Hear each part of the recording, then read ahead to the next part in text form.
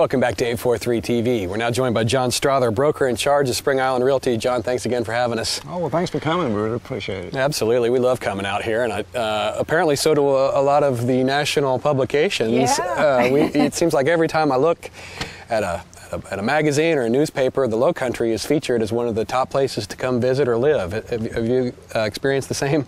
I know, it's amazing. We get so many calls from people that have seen us or, seen this area. Mm-hmm. Like Travel and Leisure magazine, Charleston was just voted the #1 city in the world, yeah, and in the United States as a subsection. Savannah was #8, so that's come so far in the past 25, 30 years. It sure has. And both of them are just absolutely beautiful pictures of, 18th century cities. Mm-hmm. And Beaufort Southern Living has called that one of the top 5 small southern towns, mm-hmm, which is just an incredible 300-year-old town. Yep. And then Hilton Head, Travel and Leisure, named it the #1 island in the country and #8 in the world. So, you've lived here a long time, I have, as have you, and you start to look at this as like same old, same old. Right. But when people come and look at it with fresh eyes, it's just really an amazing spot with so many opportunities to do things. Charleston's just a little over an hour away, Savannah's 40 minutes away, Hilton Head's 30 minutes, mm-hmm, and Bluffton is just booming. Yeah, it's exploding. Isn't it? Old town. Yeah, absolutely has. Now, amongst all that, Spring Island has gotten a little accolades itself from one of my favorite, Coastal Living. Tell us about that. I know, we're so lucky. In this month's Coastal Living magazine, they featured one of our homes. One of our members, he had bought 2 lots on the Colton River and had a dock. It had these beautiful oak trees, and it was a narrow, long lot. And so Historical Concepts from Atlanta, he worked with them, and Jay Banks on Hilton Head on the interior design, designing this just really adorable, rambling, they called it a fish shack or whatever. It's a pretty nice fish shack. But, yeah, but it's a combination of, I believe, 4 buildings on the site that are nestled around these oak trees, these live oaks. And you can barely see it from the road, and you pull in, and it looks so modest. And it has these long dog trots to the main house, to the guest house, to the carriage house with Charles's man cave above that. I mean, it's just a really beautiful, beautiful home. And Golf Week has named Old Tabby Links, our golf course here. It's a very private course. There's we only have 400 total members, as one of the top 100 modern courses in the world. Wow. Not the state, but the world. Yeah. Yeah. And one of the top 30 private residential courses in the country. But ours is so special, and it's just really nice that our members have that as a component to their experience here.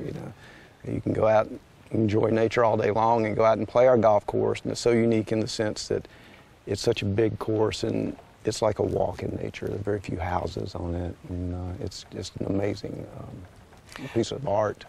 Absolutely. Now, John, we usually reserve this section of the show to talk about specific home sites and available homes, mm-hmm, but we're going to switch it up a little bit. I'm always interested in here, and we talked a little bit about the Low Country Rambler and how these designs kind of blend in, yes, with the natural setting here in Spring, mm-hmm, Island. I'm excited to hear about a sprawling design that an architect in Beaufort helped design. Is that correct? Yes, Frederick and Frederick. Mm-hmm. Just a great firm, a husband and wife firm, and they really get involved in each person's individual likes and design the house around that. But the people that bought this 4.5 acre lot, mm-hmm, on Pole Creek, a beautiful high lot with a pond to the right, and the marshes and the Colton River in the distance out, and the lot must be 20, 21 feet high. So I mean, it's just, you're sitting high on this bluff, beautiful breezes. beautiful hardwoods around it. So they interviewed, and there's a process here. You don't go to a builder and say, well, here, you built this house 30 times. Can you build this over here? Right. So they invited a series of architects to come, and so they all talked about what kind of experience do you want here. So it gives people an opportunity to build their dream home, their true dream home. And then you get, so they had 4 firms. They told them all the things that they liked. They all came back with their interpretations of that. And Frederick came back with one that called out to the past of Beaufort County and of Spring Island, in the sense that tabby walls were used predominantly through it, which reflect the old tabby ruins here. Round brick columns, which were used at Sheldon Church, the old Sheldon Church outside of Beaufort, and here on the first golf clubhouse that we had here. Okay.